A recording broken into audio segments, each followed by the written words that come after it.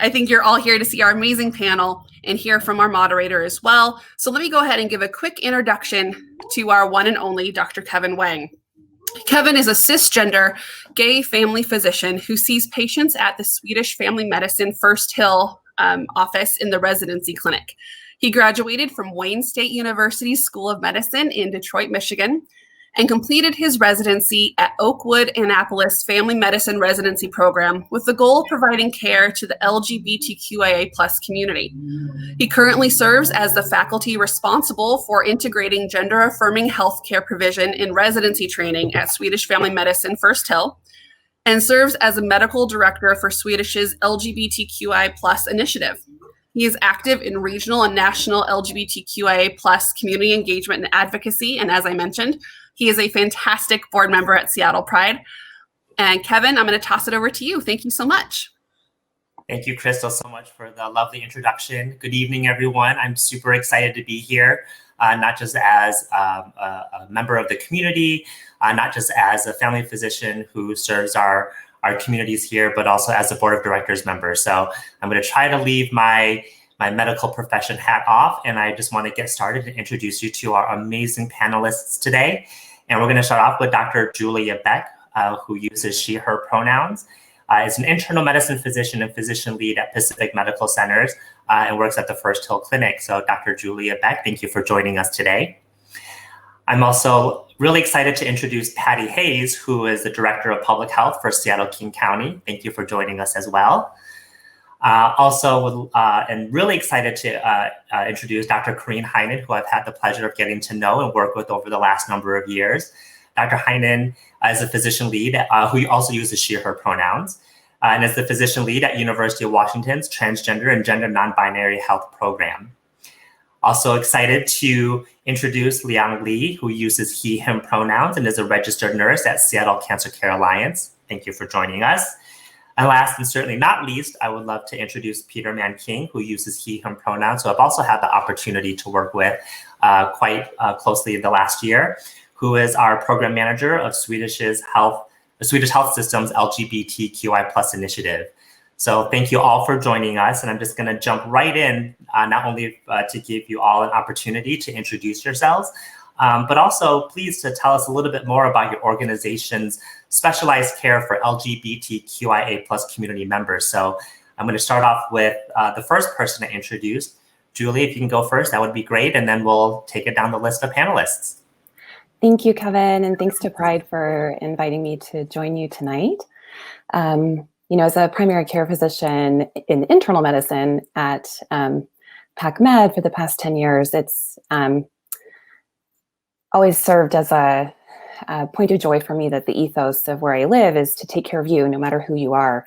And I think in particular over the past 10 years, we've been more intentional and more focused on making sure that we reach out to our community to make sure that they know that we're here for them. Specifically with our outreach to the LGBTQIA community, we've really been solid in our affiliation with Pride, as well as with GSBA. We've been more outspoken with our statements of support for access in our community. And then in our sort of more systems nitty-gritty level, moving away from some of the heteronormative and cisgender focus on questionnaires and intakes and really trying to be more accessible and welcoming to our entire community. And then lastly, I'm so proud of my colleagues who have been seeking extra training, for example, through WPATH, to make sure that they have the knowledge to provide really thoughtful and intentional care. Thank you so much, Julia, for introducing yourself and a little bit more about the great work Pacific Medical is doing to really provide safe and inclusive care. So thank you so much. I'm going to turn it over to Patty Hayes for introduction and telling us what you're doing with public health for Seattle-King County. Thank you so much. And it's just such an honor to be here with you all tonight. Thank you so much for including us. A key function of the health department is to collect information that our communities and that we in public health can use to really help with plans and programs to improve health. So an essential part of what we do is to do needs assessment and collect data. whether that's information about diseases, case rates, or if it's more qualitative about people's experience regarding the issues at hand. For example, in 2018, our epidemiology and assessment unit worked with the King County hospitals to reach out to lesbian, gay, bisexual, transgender, and queer, or questioning youth and young adults to learn about their experiences in healthcare. I'm going to share some of this data with you tonight. The healthcare organization's goal in doing this was to identify the greatest need and assets of the communities they serve and develop plans to address those needs. So we provided the technical assistance in conducting that and analyzing the results. The name of this report, which is on our website, is called the LGBTQ Community Spotlight. So again, I'll be talking more about that. But in addition, Public Health Seattle-King County provides specialized care through our sexual health clinic. We provide sexually transmitted disease screening and treatment, as well as HIV pre-exposure prophylaxis for people at increased risk for HIV, primarily men who have sex with other men, but we also provide specialized HIV treatment for people who need extra social and medical support in order to adhere to HIV treatment. Our public health centers, which are our district clinics, also provide family planning services, behavioral health, and primary care. Thank you so much, Patty. The work King County Public Health does is really fantastic. I supervise residents at our downtown family medicine clinic, and the support public health really provides our communities in such an inclusive manner with your with the transgender and LGBT plus guide you put out. I'm just so grateful for all the work you do, and so really grateful for your participation today. So thank you so much. Thank you. I'm going to pass it over to Corinne Heinen. And please, introduce your lovely self, and please tell us a little bit more about the great work University of Washington is doing. Oh, I believe you're on mute. Hi, everybody. Good evening. We have a very multi-pronged organization, and I won't go into everything that the University of Washington does. I will say that because we're sort of a safety net organization, we have provided care for many years, and our HIV clinic, which is across the street from the public health sexual health clinic, also provides PrEP. Even though it's an HIV clinic, it serves HIV negative folks. So I've been in the business of being a family doctor since 27 years, and I've taken care of every letter in the acronym except for variations in sexual development over that time. I've also worked at the HIV clinic at Harborview. So I kind of have lots of different angles to look at this from. Across our system, we have a great deal of number of primary care clinics, and I got a bee in my bonnet about 5 years ago and started to try to push our organization toward improving our care of gender diverse people in particular. And so that's turned into our UW Medicine Transgender Gender Non-Binary Health Program. So I can talk about that a little bit later, but I'm very excited to state that we are getting to the place where now we're going to have vaginoplasty available as of later this year, in addition to several other surgical services. And so a lot of my work has been educating people so that we have a trans health ally group of 120 people across our specialties to try to bring awareness on the variations of specific knowledge people need in order to serve gender diverse people. And I also have built into that information people need to care for people who are sexually, have sexual orientations that are diverse as well. We're affiliated with GSBA and Pride as well. And so happy to be here tonight to talk with all of you. Thank you so much, Corinne. I can't imagine the number of bees buzzing in your ear asking to take you in so many different directions, and in your leadership and your and your leadership and all the work, the pioneering work you do at University of Washington. I know will greatly benefit our community. So thank you so much for the work you're doing. I'm going to turn it over to Liang Li. And if you could introduce yourself and please tell us about the work Seattle Cancer Care Alliance is doing. Hey everyone, my name is Liang Li. I'm a registered nurse, work at Seattle Cancer Care Alliance Infusion Department. I'm out at work as identified as gay. I'm also an Asian immigrant. At SCCA, we are partner with like UW and the Children's and Fred Hatch. We share resources and support each other. SCCA is also a cooperation sponsor for Seattle Pride, and we participate annually like Seattle Pride Parade. If you drive through I-5 South Union University, we hang the Pride banner on our building. And at SCCA, we have a DEI council to put like consistent effort to create an inclusive environment both for our employees and patients. We have a continual education credit for unconscious bias, and we also have an allyship program to support our staff and to improve the setting. And we including the patient like gender identity and pronouns into the medical chart for patients' information. And we'll intend to start like patient equity program to know our patient better. So those are the things we are consistently like to improve our service for the community. Thanks. Thank you so much, Liang. And I think you highlight something which is really important. There's more than just what too often we do in the medical setting, which is medicalize people, but the work you're doing to make sure we set an environment of inclusivity and support so people can come to a place where they're already vulnerable and to still be their authentic selves is so important, because just being able to provide the service, and if we do it in a way which harms our patients, then there's almost no point. So the work you're doing at Seattle Cancer Care Alliance is super important, and I'm sure will be a model for many specialties and healthcare organizations to come. So thank you so much. Thank you. So we're gonna move it on to Peter Mann-King, who I've had, again, the pleasure of working with very closely over the last couple of years. Peter, if you could share with us a little bit about yourself and the work you're doing at Swedish.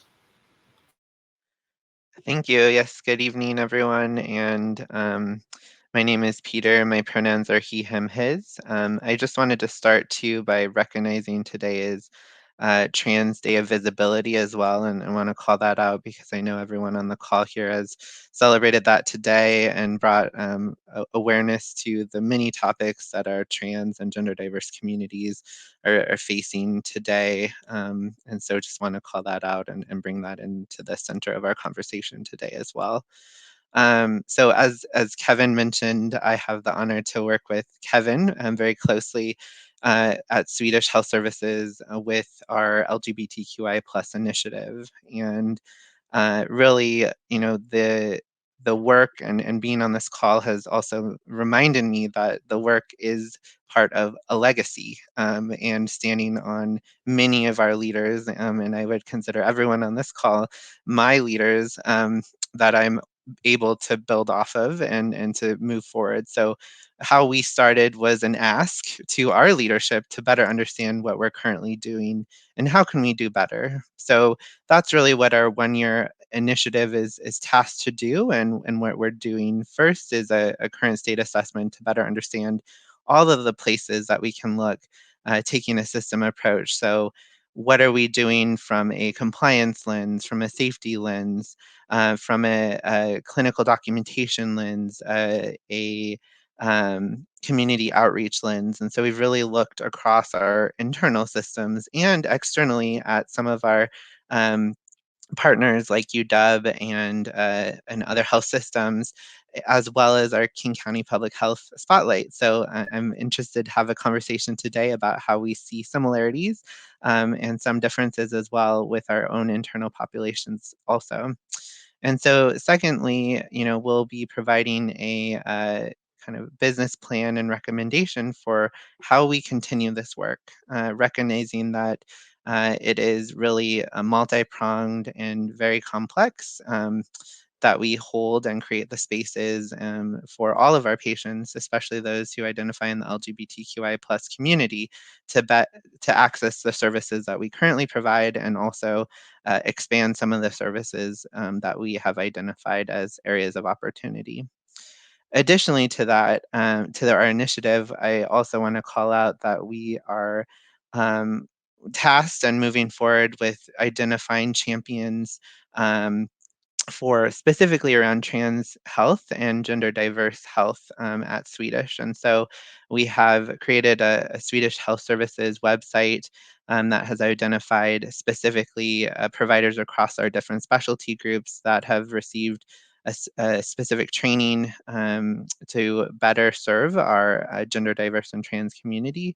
And this week have officially hired our transgender healthcare navigator to support our patients as they navigate across our health system and externally to all of our regional partners as well. So we're very excited to add another new member to our team and a leader in this space, and look forward to partner with everyone on this call and also across our region as well. And then just, one other thing that I'll call out is the importance of, the folks that identify in the community and also,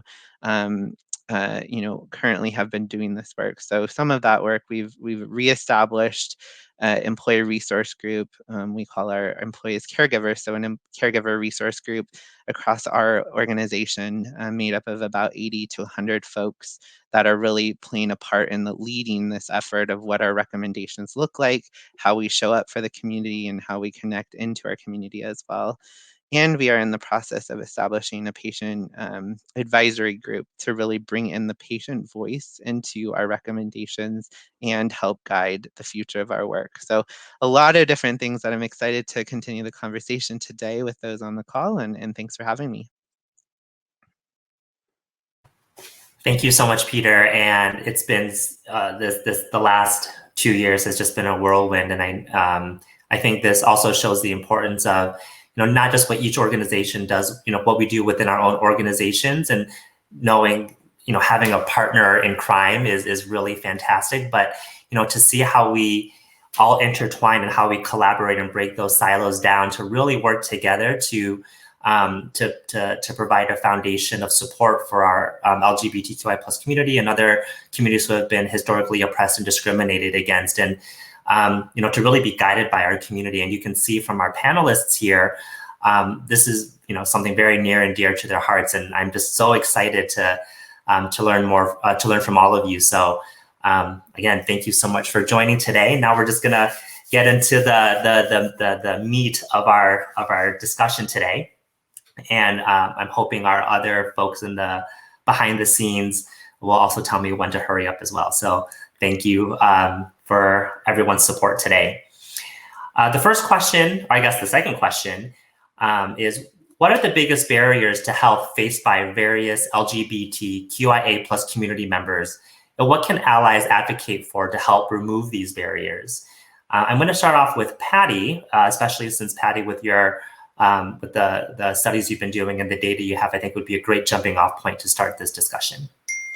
Yes, thanks. And, it's such a privilege to be with this panel and the commitment of these organizations and these individuals to address. And I am going to share the data that will really ground us in why this work is so very important. So again, I'm going to start from our LGBTQ spotlight document that I mentioned before.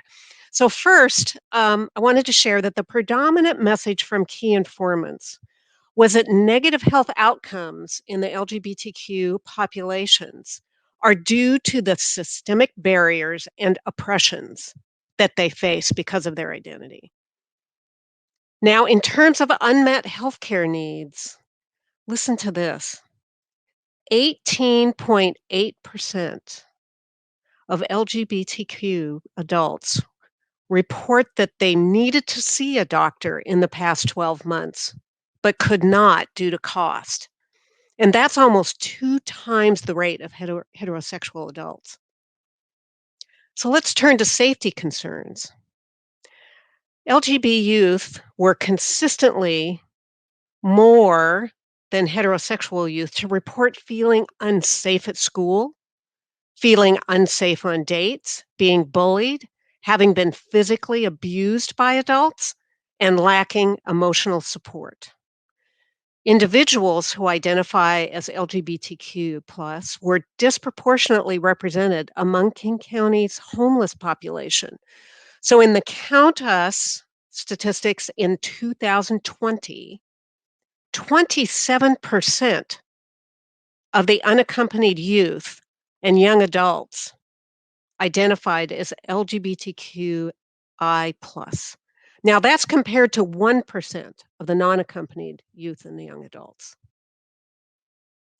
In terms of substance abuse and mental health, disparities by sexual orientation among youth and youth who identify as LGBT+ are more likely to report substance abuse, cigarette smoking, binge drinking.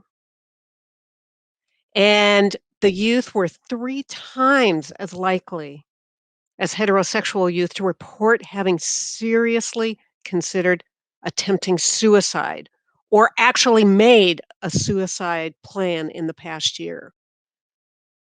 LGBTQ+ youth were twice as likely to report feelings of sadness, hopelessness compared to heterosexual youth. And LGBT adults were twice as likely to report frequent mental distress.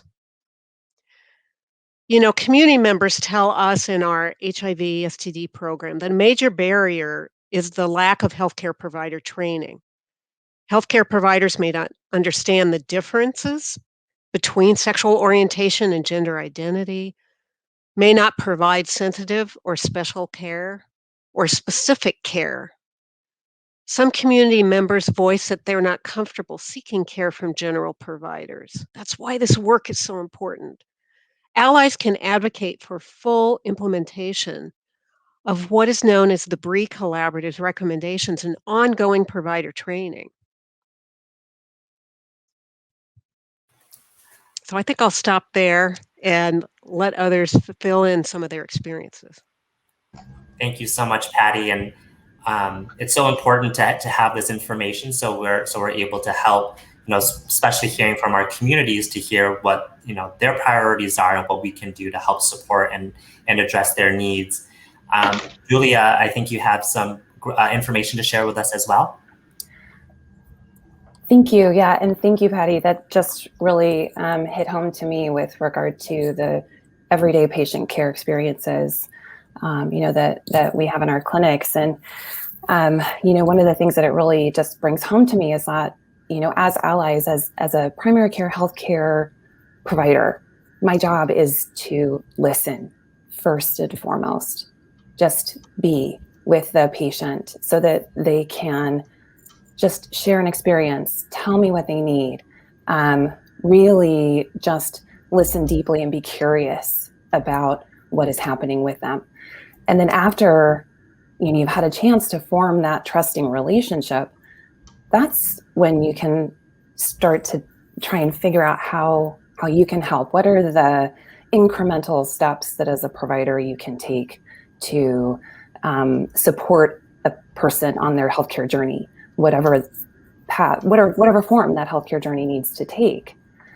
And then we can also talk about what is information I can share with you? What are things that maybe you weren't aware of that I can help provide to you? What are screening tests that maybe you need to get caught up on because life has been so challenging so far that you haven't had a moment to stop and breathe and think about getting your first pap smear or, making sure you get your STI screening. So I also kind of think about those formal and informal pathways. Where do we know that there's a specialist that may be particularly informed and thoughtful for a patient's particular need? And then what are those informal pathways? What are the community organizations?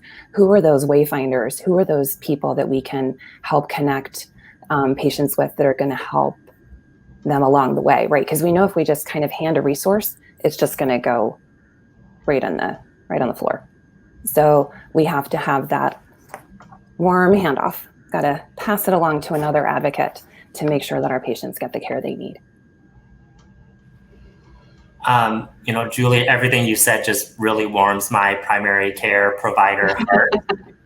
And one of the things which kind of keeps, everything you just said just reminded me of something one of my teachers had taught me, which is the secret to caring for the patient is caring for your patient, right? Looking beyond what's in front of us on the screen and being a support person in a supportive environment. So my heart just melted into a puddle while you were speaking. So thank you so much for sharing.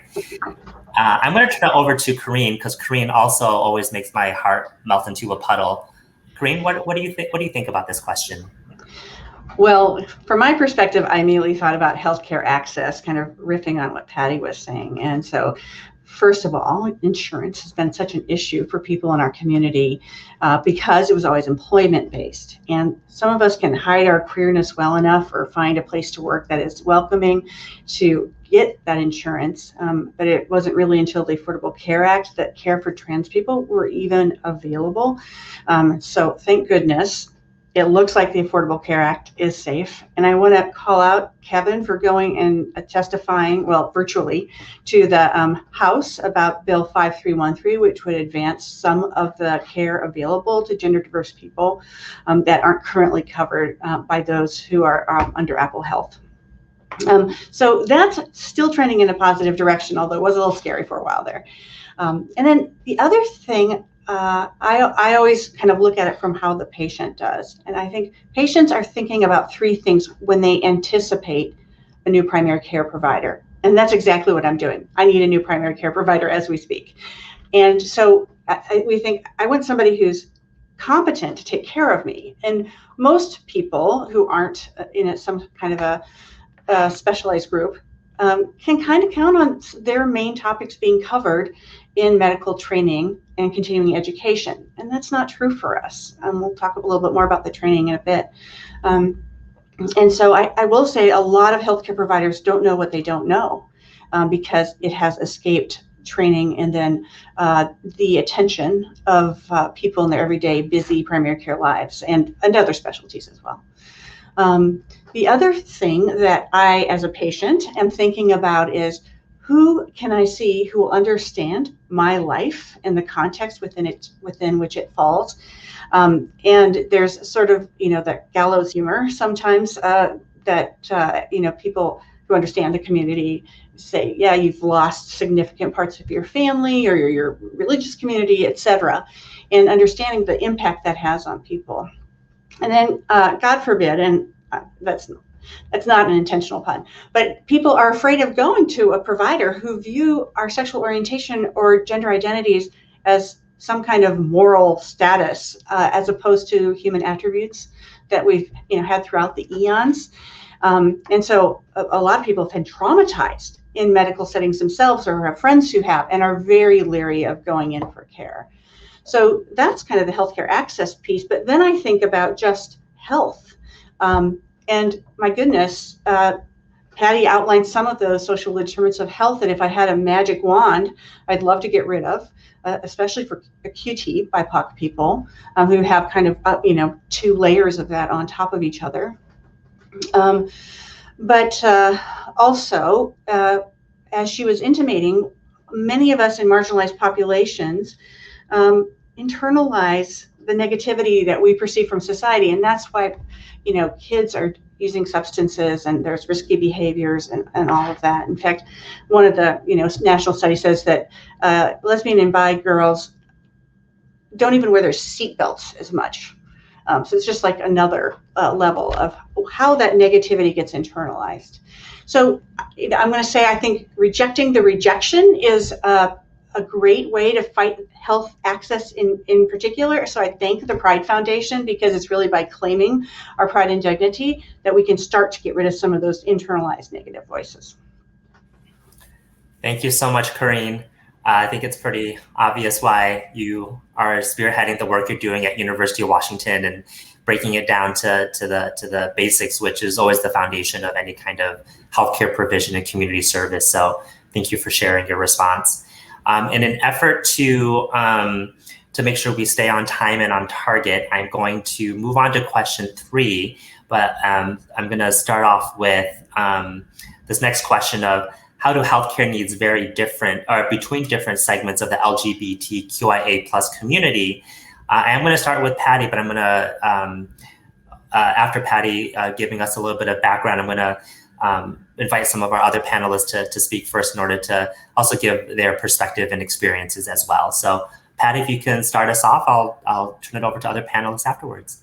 Great. And I want to pick up on a number of the things that Corinne just put out there. The issue of trauma and the health impacts of continued trauma can't be underestimated here. And again, it's so important to have this conversation. So I'd like to start by going back to this issue of coverage for transgender health needs. 29% of transgender Washingtonians reported problems with their health insurance coverage. So this problem is not finished just because of the Affordable Care Act and Apple Health. It's an issue of people's awareness and how to access. More than a third, 38%, in fact, of transgender Washingtonians who saw a healthcare provider in the previous year reported at least one negative experience related to their gender identity, being harassed, being refused treatment, being assaulted. I mean, it's just chilling. Or having to teach their provider about transgender people. So when you take a look at the needs, how the needs different, if you have to walk in space and begin to feel like you're responsible for explaining this to your provider, I mean, obviously the experience cannot meet the needs of the individual. So the scarcity of trans competent providers that we've heard about creates these additional challenges. So while locally maintain databases regarding to providers exist for the Seattle area, many, if not most, practices are often full.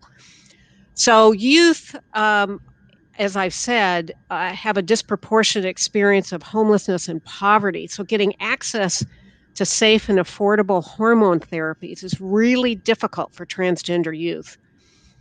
Unsheltered youth generally express low trust, of course, and possibly because of their experience with systems are usually tied. They get into the system that leads to incarceration. And that's part of what in King County on the work that I'm doing for Executive Constantine for Zero Youth Detention really needs to concentrate on these differences. So we know that healthcare needs vary. And while all segments need primary care, what you're going to hear now from others is that there are certain services that we really have to be bringing up into the forefront so that as we work in the training and how we get access, we're actually meeting the needs of the individuals. Thank you, Patty, for giving us those very important statistics and laying the foundation for this part of the conversation today. I'm going to turn it over to Peter to give your perspective and some information here. Yeah, thank you. Briefly, just back to the last question too, I think most of the things that we've heard from PacMed and UW and even King County is similar to what we're seeing as well. So, whether you look at it from a health system specifically or look at these topics more broadly, I think you will see themes that we all can work together on. So I'll just mention that.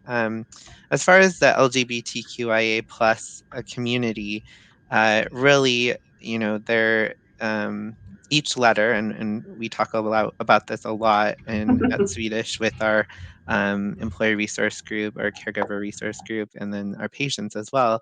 Each letter is so diverse within itself that not every person in the community identifies the same. And so as we look at different ways to support our community, our more sexual orientation community of LGBTQ+, that is much more focused on making sure that we're focusing more on training and talking about families and partners in more of a kind of um, competency approach to just how do you have that conversation? How do you remove kind of the heteronormativity that is typical for many of the conversations to take place to build that trust and relationship?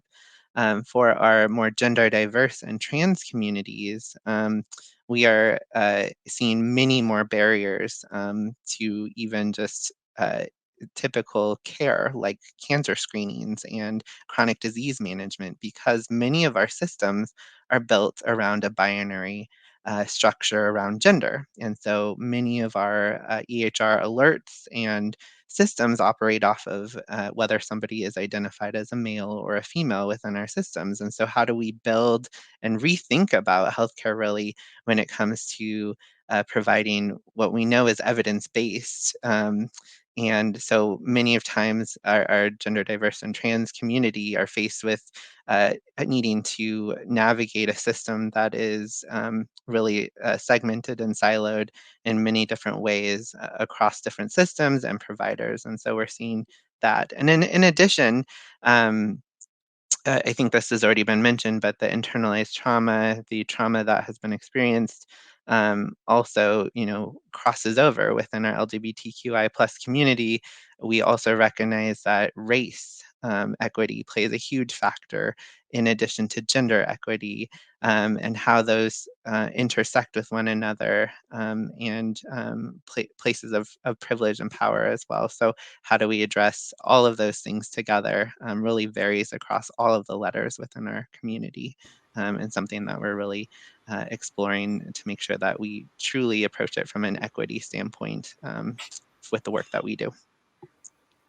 Thank you, Peter. It's always great to get perspectives from sort of the health systems operations to make sure we're able to provide the variety of healthcare services our community needs.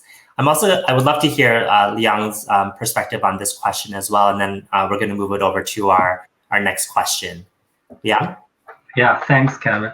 I think I just want to share some survey results from the Health Per People website. They said like lesbians are less likely to get preventive service for cancer, and lesbian, bisexual, female, college age are more likely to be overweight or obesity.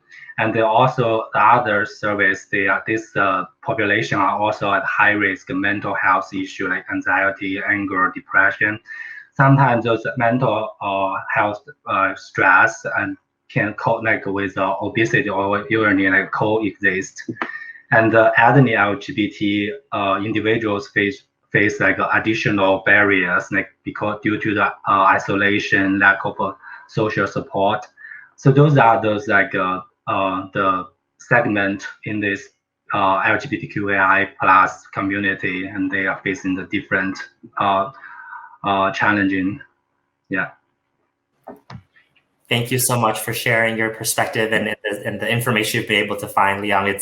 I think a lot of it really goes back to conditions and things we do have. They know no boundaries, and they will affect anyone and everyone. And going back to the whole issue with access, I think you just really highlighted a lot of the concerns we have when it comes to serving our LGBTQI plus community. I'm going to turn it over to the next question. So many are aware systemic inequities remain in the field of healthcare affecting LGBTQIA plus patients, particularly the QT BIPOC patient communities. According to your patients, how specifically does this affect their access to quality care? Julia, it's been a while since we've heard your lovely voice. I'd love to hear your perspective on this. So if you could start off, would be great. Thank you. I was really reflecting on what Camille was talking about. People know right away if somebody's listening. They know right away if they're welcome. And patients tell us this every day. You sent me to see this person, and I came away not really feeling like they heard what I was telling them, and I don't really want to do what they asked me to do.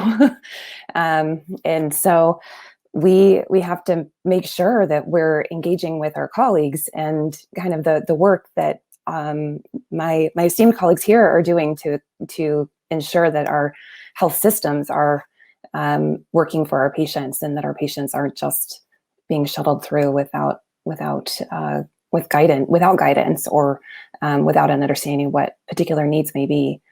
I'm also reflective on some work that we've started to do at PacMed, particularly with regard to health equity, and a focus this year on improving colon cancer screening rates in our Black and Latinx population nationwide.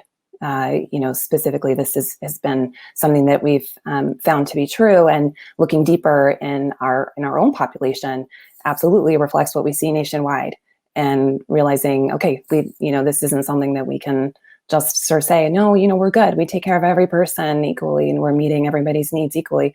We're not. We got to be focused. We got to be advocates. We got to be stepping up and taking care of people. And they'll notice. They'll come to us if we also reach out with open hearts and willing ears. I think what I really picked up from what you just said is, there's certainly a difference between equity and equality, and making sure we provide those opportunities and the support services are the communities who have faced oppression, discrimination. It's going to take a lot to really just get people caught up. And so thank you so much for sharing, and really speaks to, I think, a lot of our hearts here. Liang, I think you also had something to share here as well? Yeah. So for me, I feel like myself as an Asian immigrant, I think like working in the healthcare, like the cultural competency is very important, and like language. That's like I feel like as different culture, we have like our attitude towards like how you deal with stress, like how you talk about sexual or psychological like counseling. They could be very different. Like some Eastern culture may be more like stoic, and they may like they don't like reach out, feel for stress or something like that, and they have negative may have negative like stigma about counseling, mental health counseling. So those are the things like we have to keep in mind when we facing this population.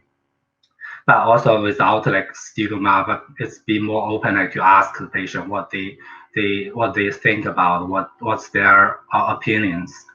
And I think like Kevin, you already mentioned a lot of issues are related to the access to the care. It's also like the poverty.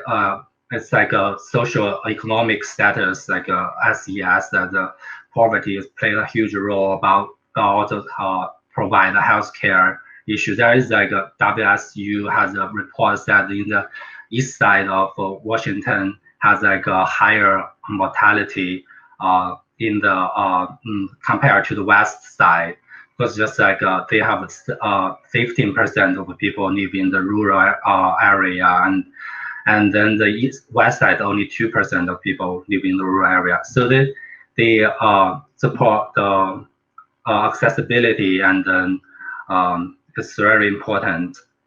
And then the other thing I will mention, like about the systematic inequality, I think like insurance is a huge thing. Like we said, a transgender person must be excluded from the insurance.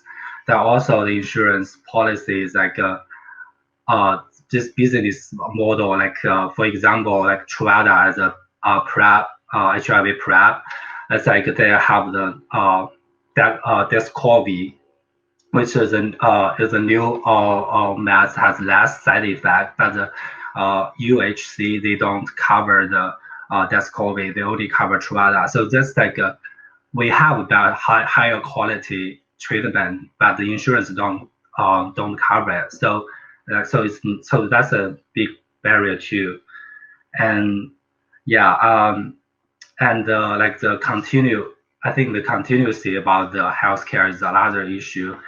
I heard a story like a ER patient who come out in an early age and family and then become a homeless people, and after homeless he got had a substance abuse, and then just keep rolling down, and then get like people had a sex exploit and even be filmed, and then he end up HIV positive, and he show up on the ER, get the treatment, but then after discharge he cannot like refill his treatment. It's just those things, those patterns, not like singularity. This has happened to many people. So I feel like this example shows something that there is a barrier in like enforce this like incident happens. Yeah, so that's what I want to share. Thank you. Thank you so much for sharing, Liang, and also feeling comfortable enough to talk about your experiences here. And then, you know, a lot of the times we talk about statistics and we talk about studies, and you know, unfortunately, we often lose the human story when it comes to difficulties accessing care, particularly when it comes to being a member of the LGBTQI+ community. So thank you so much for sharing. I'm going to turn it over to our next question, and really excited because this is something which is pretty near and dear to my heart, and Corinne knows this very well. So our next question, you know, how does the current landscape of health education hinder access to quality healthcare for LGBTQIA+ community members, particularly those who identify as QD BIPOC? Corinne, I know will make my heart melt into a puddle again. So if you could take it away, please.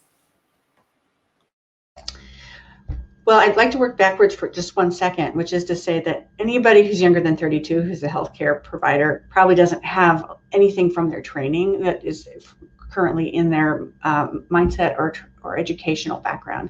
And so there's some work in like continuing medical education to try and push this. And I know, Kevin, you do your annual LGBTQI CME at Swedish, which is awesome.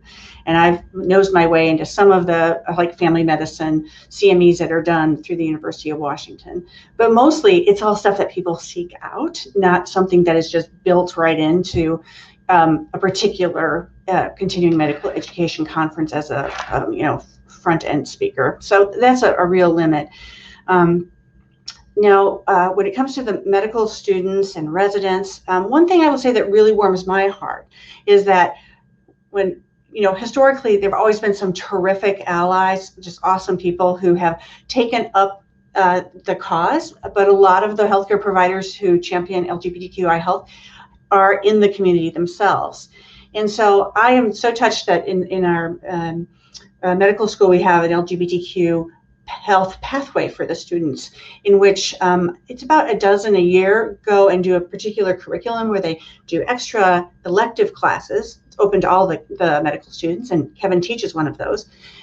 Also does service work, research, or scholarly review, and then does a special clinical rotation to learn more about the health of sexual and gender minorities. And so that's been great. And about half of our students who participate aren't in the demographic and are awesome. So that's really encouraging to me. I have been nosing my way into the general curriculum. So for the last 2 years, I've given a talk on transgender medicine to the second year students, which is the first time that's happened. But there is a big issue with intersectionality, and this is one of the things, the drums I keep beating. We've been educating our leadership too in some EDI training, and I'm always trying to interject intersectionality because people who are QT BIPOC are caught between, okay, this is the way historically the things we think about white people who are a sexual or gender minority, but there isn't that much about serving people who have those intersectional identities and about how to have extra insight into their experiences. And then Kevin, do you want to talk about your awesome work with teaching the family medicine residents at Swedish, your LGBTQ curriculum. Yeah, thank you. I will try to be brief because everyone here is here to hear from our panelists. Interestingly, when you start looking at medical education when it comes to medical schools, there was a 2011 survey of medical school deans, and about 70% of medical school deans rated their LGBTQI plus health training as fair or poor, which is not high praise indeed. Granted, it's 10 years ago, and certainly a lot of medical schools have worked on it, but when you start looking at graduate medical education, so for those who graduate from medical school and go into further training afterwards, the overseeing body of residency education, there is no requirement for providing any specific education when it comes to the LGBTQI plus community and the intersectional identities the QD BIPOC community has as well. And so there was a 2012 survey done of, and pardon me, I'm a little biased as I'm a family physician and I teach in a family medicine residency program. So this is limited to medical schools and residency in family medicine. But there was a 2012 survey done of I think over 260 plus family medicine residency programs. And in a 3-year training period, 15.5% of residency programs had 0 hours of training over a 3-year period in their training. 46% had only 1 to 2 hours. 2 to 5, or 26.5% only had 2 to 5 hours, and just 12% of residency programs had more than 5 hours over a 3-year period had training in LGBTQI plus healthcare. When it comes to gender diverse healthcare, it was not addressed at all in 43% of family medicine residency programs. Moderately addressed, however you'd like to define it, was 43%. And what they considered to be adequately addressed, meaning residents felt comfortable providing gender diverse healthcare, was 13.3%.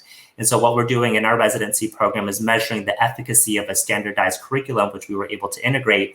And fortunately in our program, our hospital system gave us the bandwidth to do it. And so we have over 36 hours of training in a resident's career in 3 years.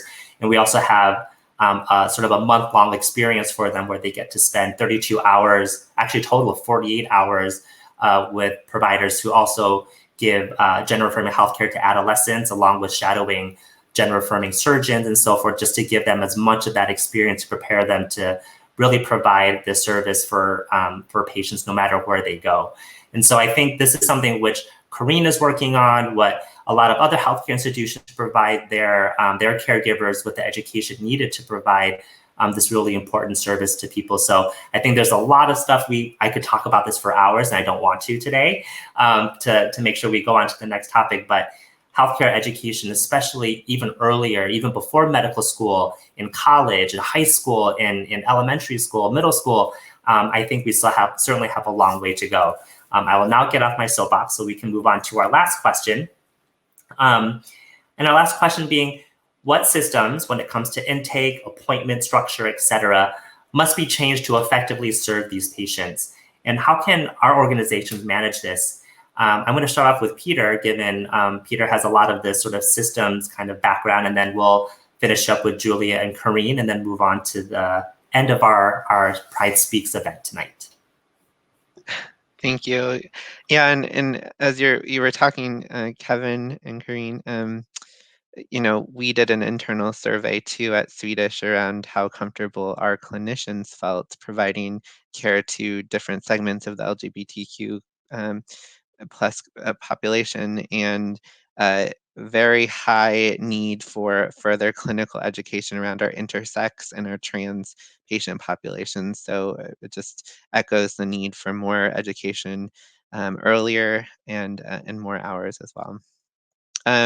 As far as systems go, I will say the work is continuous and always ongoing. So if you think about one case of an individual navigating the systems, it's really, I guess, helpful for that. So an example is when we're talking about our patients, and when you go through the front desk, even just establishing whose role and scope it is to ask demographic questions around race, sexual orientation, gender identity, pronouns, and then where that information gets inputted within the EHR system or electronic health record, so that the rest of the care team, the MA or the RN, the physician or mid-level provider sees that information as well. And I think that's one of the really fundamental areas that we've identified as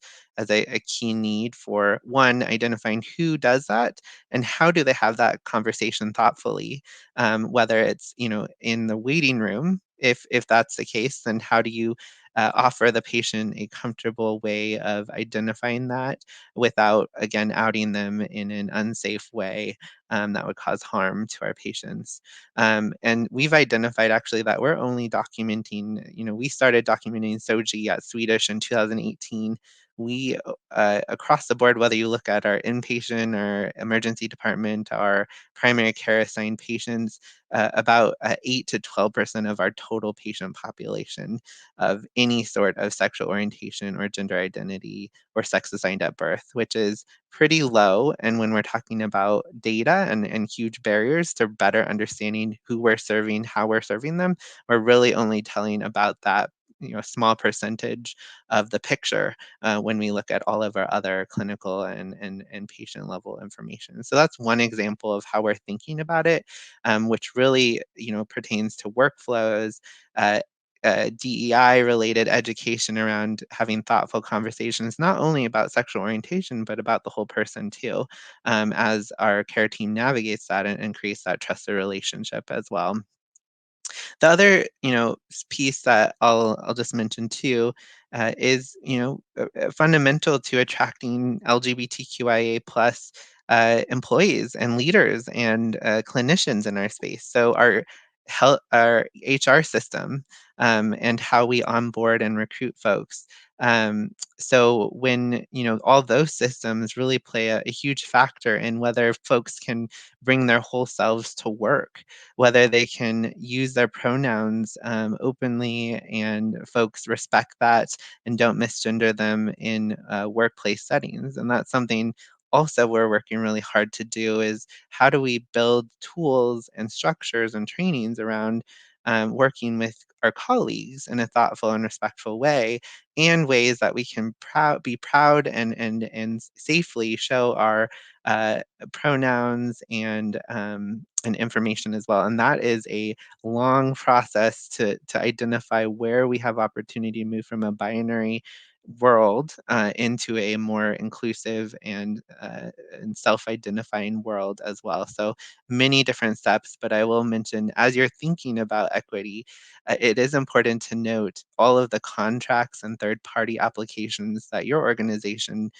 works with, and whether those folks also show up and represent your values as an organization, and what they should be thinking about too when entering into an agreement of providing some type of technology or data system as well. So that's just a little bit, and happy to chat more about it later. Thanks, Peter. Corinne, I think you wanted to mention one thing. Yeah, I just wanted to say I feel your pain about the EHR, by the way, everybody here. It's a constant battle, I feel like, but we're winning the battle slowly. So I wanted to just mention to everybody that as of late this summer, early this fall, we're going to be having a transgender website for care to help people navigate, especially as we get our surgical services up. And we have intranet now and a Trans Health Ally training program now for primary care people so that they know who to refer to. But this will be visible to the public. So. Fantastic. And Liang, you wanted to mention something about one of our previous questions about the health inequity or systemic inequities, particularly in the QD BIPOC patients. So yeah, if you'd like to add another comment. Yeah, especially about the cancer patients, because that's my focus. There are like LGBTQI cancer patient interviews. They mentioned like for the patient feel like a lot of times they feel pressure for like breast cancer patient. They feel the pressure to make decision about the reconstruction options, and then they also usually like if you got a diagnosis of cancer, you experience a lot of stress and overwhelming information, and people also feel like they kind of skip the fertility education, like they don't and the patient like didn't have time what to pay attention to, and then they didn't get enough like fertility education informations. And then generally I think they all want to have like a more like a non stigma free and non discrimination environment for the patient, especially LGBTQI cancer patients, and they want tailored targeted like support, like psychosocial support.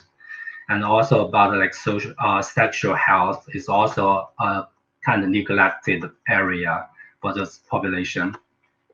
Yes, that's it. Thank you, Liang, for sharing. So just real quick, I want to thank our panelists and thank you all for coming to join us today. We're going to have a quick Q&A, but just want to give a round if you wanted to give some snaps, some waves or clapping, whatever you like. But again, I just want to thank all of you for joining us tonight. And certainly a big shout out to our panelists. Thank you to Gwen, Crystal, and Rachel for helping get this set up and for our second monthly Pride Speak. So again, thank you everybody, but please stay here for a Q&A. We have some great questions ahead.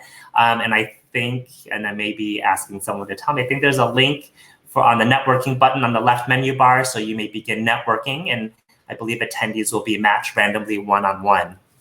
If you're able to all stay, of course. The first question, and I'm going to turn this over to Corinne. So who's going to be excitedly, as I'm super excited about this, to be performing vaginoplasties at University of Washington? So Alex Skokin, our reconstructive urologist, is part of the team. And we have a new plastic surgery recruit who's finishing a gender affirming fellowship.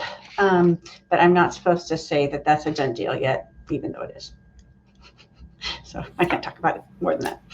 But it is. The cat's out of the proverbial bag. So I'm excitedly looking forward to having greater options for our patients. So I'm super excited University of Washington will be offering this much needed service, especially in a major city such as Washington or Seattle, you know what I mean. Question number 2, this is a great question.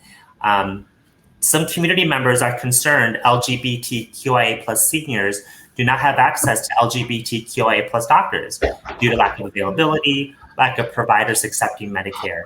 What tools exist for LGBTQIA plus seniors to ensure they receive culturally competent care? Panelists? So in our system, people can look at the bios, and I know that's true at Swedish too, about who is LGBTQI interested, and then most of the internists it definitely fits into, and then some of the family doctors too will state that they take care of people of all ages. Yeah, and I'll add to that too. And so, part of the current state assessment is also given us the opportunity to speak to many of our community organizations across the region. And so I'll just call out one organization in particular, Gen Pride, which is in our backyard at Swedish, had mentioned this area of opportunity for us to think about as well, and really a forgotten about population in many ways when we're talking about disparities even among the LGBTQI plus community. And we've seen that also when it came to the pandemic and COVID as well, with getting access to our vaccinations and so forth. So one area that we're exploring is how do we really reimagine healthcare instead of pulling patients into our brick and mortar space and requiring folks to come in to a clinic space. How do we reimagine moving into our community? So, for example, we've heard from a few different organizations that are looking forward to creating a space to host clinicians within their community spaces. That is a trusted space that they can advertise and make welcoming to their communities, and Gen Pride is one of them. How does an organization like Swedish change our model to bring care to patients? And that also goes, as we're reading as well, kind of some of our remote and home care. How do we change our paradigm to bring care to patients? And I think this is one way that we're exploring. I don't know if we have an answer yet, but I'm this is really what drives me, and my passion for healthcare is really bringing our resources and skill set to our community, and having our community, instead of having our community come into our brick and mortar spaces, which sometimes just shifts the whole discussion around accessibility altogether.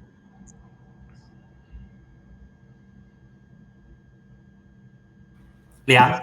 Yeah, for the question too, I was thinking about the social workers, because I know there are like social workers focused specializing in for LGBTQI community, so they are really helpful. Yes, and I think Liang, you bring up a really great point, which is again, providing services for communities really takes a multidisciplinary approach. Takes social workers, nurses, medical assistants, physician assistants, our nurse midwives. It really does take the proverbial village to take care of our communities. And going back to the concerns about LGBTQIA plus seniors, one of the my idols in the realm of LGBT plus elder care. Why am I blanking on her name all of a sudden? Who's the PhD at University of Washington? Karen Frederickson Goldson, and she was instrumental in starting Gen Pride. Yeah. Yes. Professor of social work. Yeah. Yes, and Kristen Anderson, who is also a leader in LGBT elder care. And there's also really great resources within the Northwest. So there's SAGE, which is an advocacy group for our LGBT plus elders. And there's also the Northwest LGBT Senior Care Providers Network, which you can also Google on. You can do a Google search. So those are some tools which are certainly available. But certainly there's going to be some action needed to again reach equity for a population who have had to go back into the closet, or who have been unable to stay with their partner or partners because of restrictions in assisted living facilities and such. So certainly there's still a lot of work to do. Does anyone else have any further comments before I move on to our third question? Just to address that question about Medicare. So I think all of our organizations accept all flavors of Medicare. There might be some of the Medicare Advantage plans that not all of us accept, because those are special deals. But I think anybody represented here would be having Medicare as an accepted insurance type. Thank you. Yeah, and Kevin, if I can add to, one other kind of thought came up as a recent meeting we had too, just within kind of an equity lens, as well as how do we look at different cultural norms as well when we're talking about gender, seniors and elders. And so we recently had a conversation with someone from our Indigenous community, talking about two spirits, and also how we address Indigenous elders and ancestors too, which looks very different as well. And so I think that's just something else to bring up as far as making sure we're including that voice, and the level of wisdom and knowledge that organizations like Seattle Indian Health Board bring to the table as well, when we're thinking about providing care to our seniors and elders and ancestors as well. So, and then the last thing about Medicare too. So, one thing that we're also learning is that if the contracts, when we're talking about some of our value-based care pieces, and then also Medicare Advantage, which is also tied to contracts that each of our organizations sign contracts and enter agreements with these insurance companies, making sure that that is included in the work is really important. So when we're talking about what our organization shows up for and believes is the right care to provide, we also need to make sure that we understand what those contracts are saying and how we can influence and advocate those contracts to improve coverage as well. So we've been looking at how we tie in the work we do with our initiative and the future work around LGBTQI plus care with our value-based care approach and our commercial contracts as well. So this question is great and brings up such a multifaceted approach around healthcare and just how complex it is. So I appreciate it. This is why I'm grateful I get to work with Peter. Third question, do you think it would be beneficial to require healthcare providers to have, and I'm assuming GSM is gender sexual minority, focus hours as part of the CEU continuing education units, I think, requirement for their license renewal, as many states do for narcotic prescribing. Washington, D.C. added this requirement in 2015. While MD, PA, and NP programs are adding GSM or gender sexual minority related coursework, it doesn't affect those who are currently practicing. Excellent question.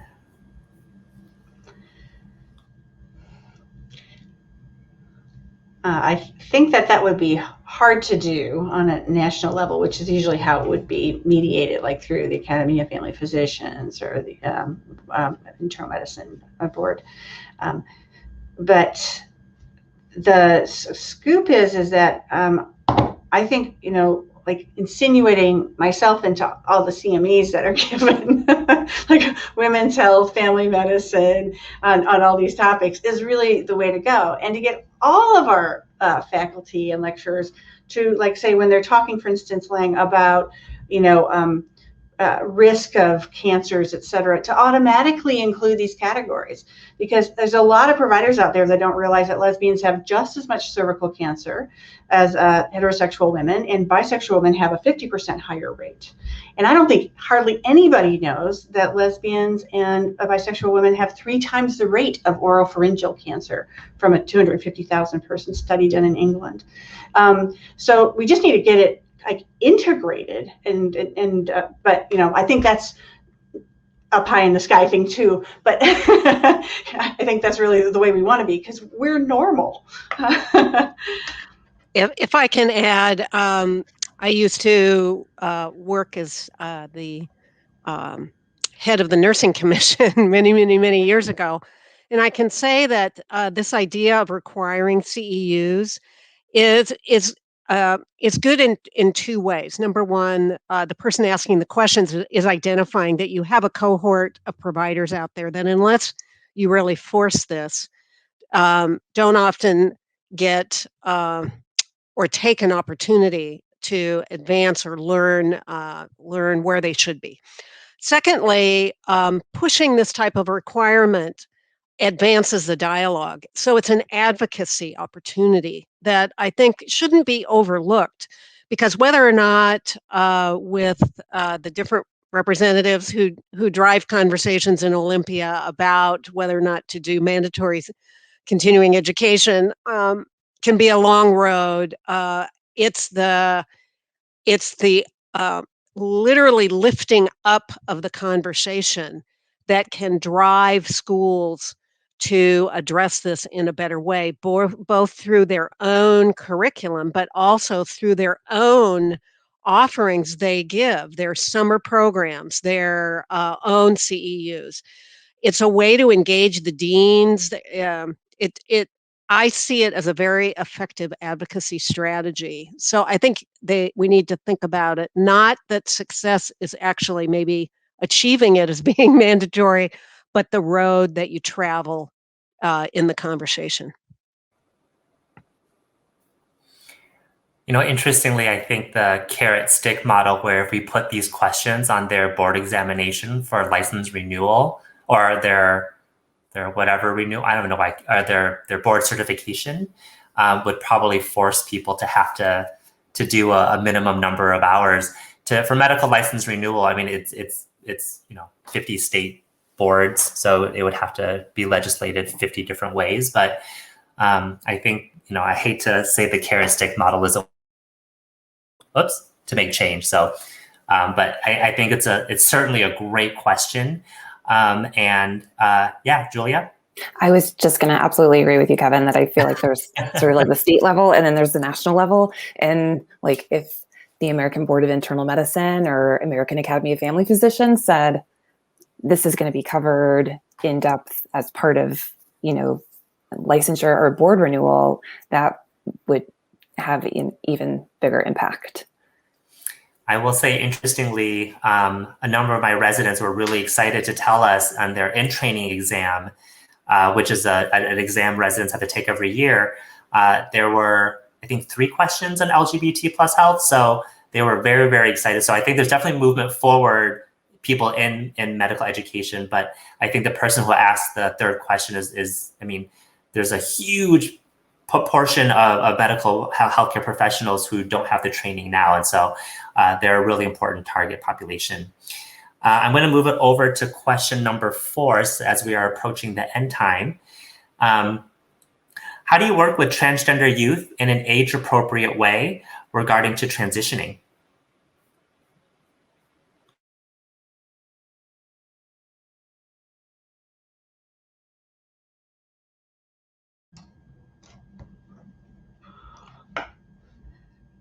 We rely pretty heavily on children's and their gender clinic in our system. Our people who provide care to youth, including family docs and pediatricians, are very welcoming, and again, all those things in the EHR that help us provide care in general, like pronouns and such, are helpful. But there's so much that goes on. I have a gender fluid 15-year-old, and God bless her, currently pronouns are her, doctor, who just went at the University of Washington, who just rolled with whatever happened. Peter? Yeah, and so part of the work we do in Swedish has a teen health center that we run in both Ballard and Center high schools, and so we've been able to partner and just listen to some of our queer and LGBTQI youth leaders. I call them leaders because they are very much ahead of how we think about healthcare altogether, and really reimagining what healthcare looks like. So some of the things that have come up is, just the idea that they can be drivers in their care, and that they can be true leaders in what they're what type of care they want, and to be spoken to like you would speak to an adult as well. So I think that's one of the main things that has come out in our conversations of just listening about how to make healthcare more accessible to our youth, our queer youth, is to include them early, often, and communication, and make sure that also that they're aware they can have a conversation back with you.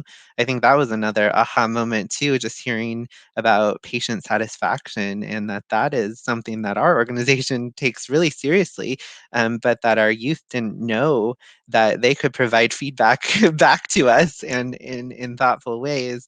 But that was kind of an aha moment of, oh, my provider, my healthcare provider, is looking for feedback and around patient satisfaction, and so how do I can provide that, and so I just wanted to add that from more of a what we've heard from some of the youth that are truly looking for us to improve and do better. Liang? I want to add, I think first, like every patient is unique. No matter what kind of age they are, you can. It doesn't mean like they will behave according to the age. There is a documentary film names called Transhood on HBO. I watched it. I want. It's they like they follow four people. They throw their transition like time, and they turn out that could be different. Some like positive, some may be negative. So I feel like if you haven't watched it, it's a good resource to get an idea of what could happen through the journey. Yeah. I just Google searched the film, so that is definitely added to my queue, and loving everything everybody said, particularly from the primary care perspective, because since we get a chance to work with families, it's also an opportunity to really bring an entire family into the fold, and really starting early on in somebody who desires to have children, and to kind of talk about, taking out the gender norms and just, following their lead when it comes to having hopefully a healthy outcome. And then during our well child visits, really bringing the entire family into the fold to explore, the kids, developing identity and sort of, how they want to live their lives. And I think we all have a different approach to it, but most importantly, Peter, what we learned from this experience is, one, setting the environment, but also making sure kids feel empowered to take control of their lives and their developing identities. So I totally wish my doctor did that when I was growing up. So there are two more questions. I must be getting older. Is there a plan to train providers how to interface with those with disability who are transgender in an effort to avoid ableism, as well to avoid negative judgment or reporting of their caregivers, guardians who rightly support their needs? Health providers must understand those with cognitive or physical disabilities or diversity may just as well require many of the same medical interventions as their abled trans peers and have the same.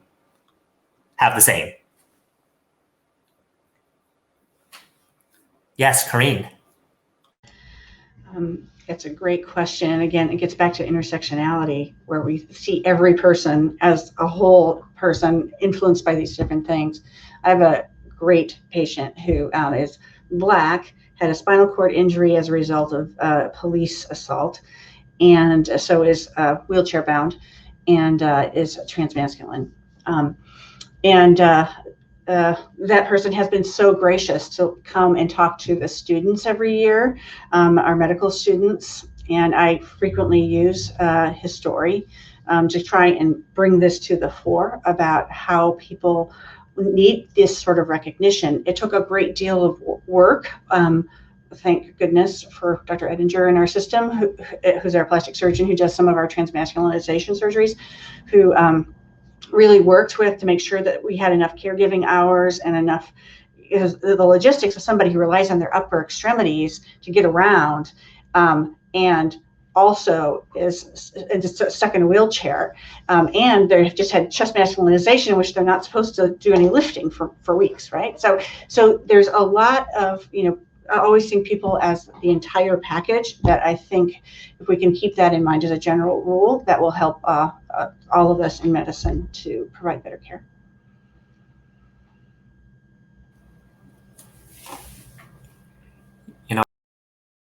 Time I can't think of any, but it doesn't mean we can't develop one guided by our communities with variations in physical and cognitive abilities. So whoever asked the question, if you want to reach out to us, please let us know so we may work together and see what we can do to make sure our providers are as well versed as possible, so we may also connect our patients with resources as well. Oh yes, Julia, please. Well, I was just thinking about this particular person who asked the question, because I also wonder if maybe they are a caregiver and they're working to advocate for the person that they care for, and to just really encourage them to continue that work and really reaching out, finding that person that you can connect with in the care environment who can sort of find that triangle, right? That triad of care that can happen when there's a caregiver and a physician and the patient all involved together. I think, Julia, your response is sort of the perfect segue to our last question. How can allies help advocate for LGBTQIA plus appropriate accessible healthcare? Panelist thoughts?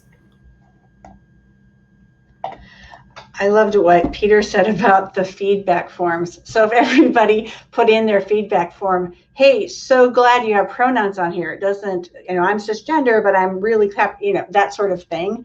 That's what they hear. Liang? Yeah, I want to add one thing. I think especially like those surveys, data collection. It started maybe like 10 years ago. We start to have a data collect from the LGBTQI group, or including those informations. But still, we haven't had especially in a lot of health related survey, we don't include in this soggy information. So if we and then that so if we and then that's consequences, we lack of this information about the community needs. But if we including those data in the especially health related service in the future, we will have better understanding about how the needs and then how we can serve them. Yeah. Peter?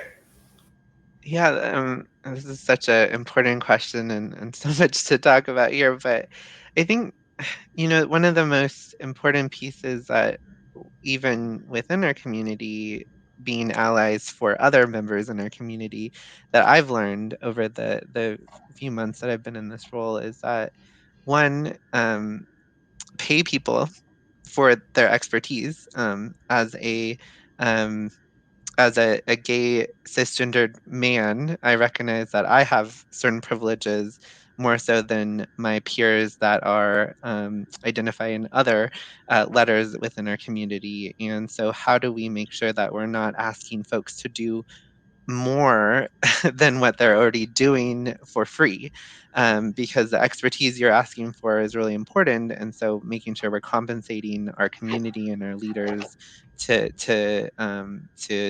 show up and to bring their expertise is really, really important. And I think that has impacts across equity work regardless of the community you're really trying to engage, and make sure you're creating accessible services too.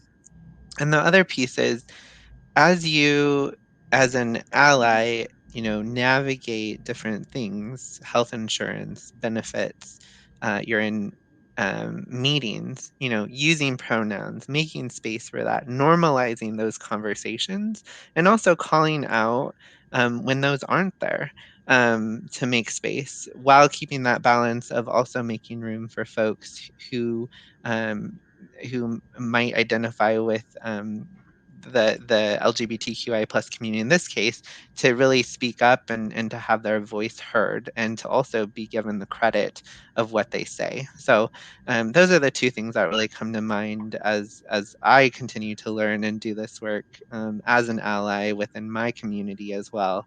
And just a few things. There are so many though, to keep in mind as an ally.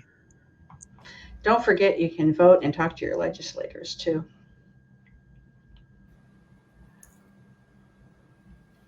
Any additional thoughts and comments to this amazing question about allyship and co-conspirator planning? Yeah, the one other thing to your point, Corinne, is that there are many places to speak up at this current moment around anti-trans legislation in our country. So I just encourage folks to that's probably the highest need at this point, for where allies can really stand up for our youth in particular. And so this morning on Trans Day of Visibility, I woke up and I emailed a few of our governors in other states, letting them know my opinion on some of the legislation they had the opportunity to support or not support. And those are things that I think allies really can step in and share their opinions and bring their voice to support and uplift what our trans youth are currently experiencing at this time. So that's one other thing to just mention, that really is this is the month. We are called to action now. So please do so if you can. Well, thank you so much, panelists, for your amazing insight and perspective and life experiences, and sharing all of your amazing smartness and passion to our community tonight. Also, special shout out, thank you to Crystal, Rachel, and Gwen for all of your help in setting this up tonight. Please, everyone, if you are available to stay on, please feel free to join the networking for further discussion. But I believe today we are all set for our second Pride Speak. And to our speakers, we'll be moving to the final part of the event. So feel free to check out the booths as well.